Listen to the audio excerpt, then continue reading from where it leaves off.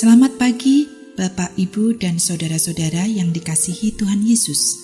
Mari kita menyambut pagi ini dengan sapaan dan renungan pagi GKI Salatiga. Hari ini bersama saya, Tias Budi Utami.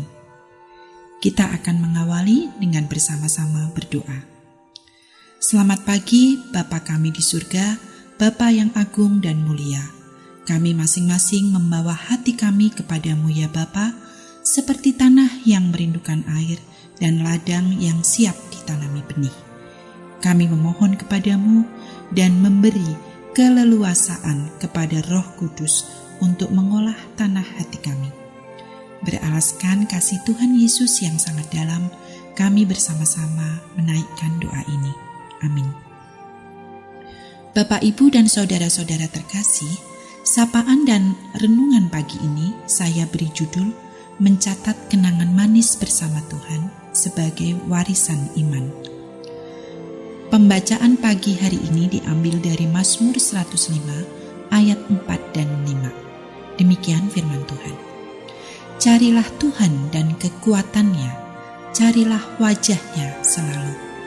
Ingatlah perbuatan-perbuatan ajaib yang dilakukannya, mujizat-mujizatnya dan penghukuman-penghukuman yang diucapkannya. Judul perikop Mazmur pasal 105 ini adalah puji-pujian atas segala perbuatan Allah di masa lampau. Pemazmur mencatat poin-poin apa saja yang telah dilakukan Allah bagi Israel.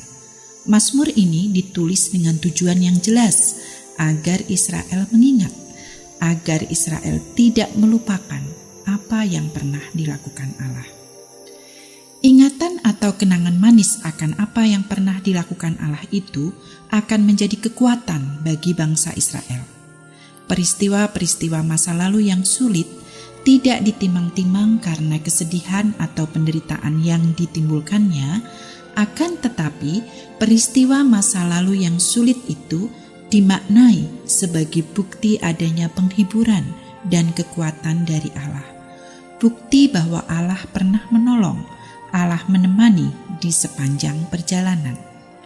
Kadang Tuhan menenangkan badai yang menyerang kita, tapi ada kalanya badai tetap mengamuk, tetapi Tuhan justru menenangkan hati kita.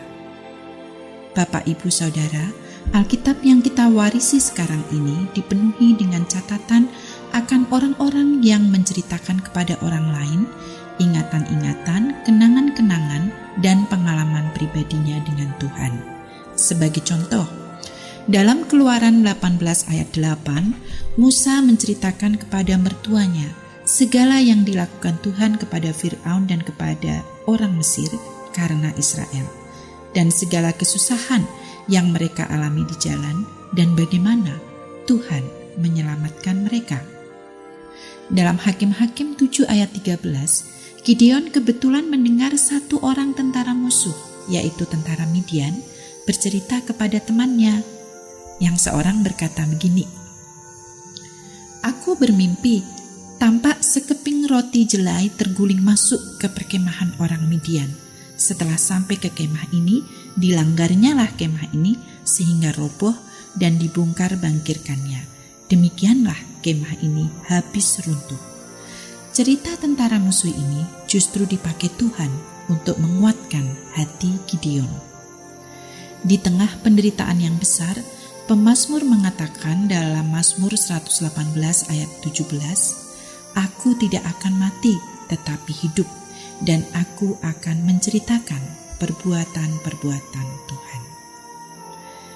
Di Perjanjian Baru, Yohanes 21 ayat 9, Rasul Yohanes mencatat kenangan manis ketika perahu para murid menyentuh garis pantai. Mereka melihat api arang dan di atasnya ada ikan dan roti. Dan suara Tuhan Yesus yang menyambut mereka dengan berkata, "Marilah dan sarapanlah." Betapa menguatkannya kenangan semacam ini, terutama pada saat kita sedang merasa kelelahan dan kesepian, merasa sendirian. Saya yakin Bapak, Ibu, dan saudara-saudara tentu punya kenangan manis tentang Tuhan yang mengasihimu. Salah satu kenangan manis di hati saya tentang Tuhan justru di masa-masa ketika saya memberontak dan lari dari Tuhan mengikuti jalanku sendiri. Dan akhirnya dalam kehancuranku, saya bertemu dengan Tuhan yang berkata, "Domba-dombaku mengenal suaraku, suara orang asing tidak akan mereka ikuti." Mari saudara-saudaraku, memasuki masa Natal ini kita catat dan ceritakan dengan sederhana kenangan kita bersama Tuhan Yesus sebagai hadiah bagi kedatangan Raja kita. Saya menutup sapaan dan renungan pagi ini dengan Lukas 9 ayat 20. Tuhan Yesus bertanya kepada murid-muridnya di tengah perjalanan mereka di kawasan Kaisarea Filipi. Pertanyaan yang hanya bisa dijawab jika para murid memperhatikan dan menyimak baik-baik berbagai kenangan dan peristiwa yang mereka alami bersama. Pertanyaan Tuhan Yesus adalah, "Menurut kamu, siapakah aku ini?" Tuhan memberkati. Mari kita berdoa. Terima kasih Tuhan, bimbinglah kami untuk menjawab pertanyaan di atas. Menurutmu, siapakah aku ini?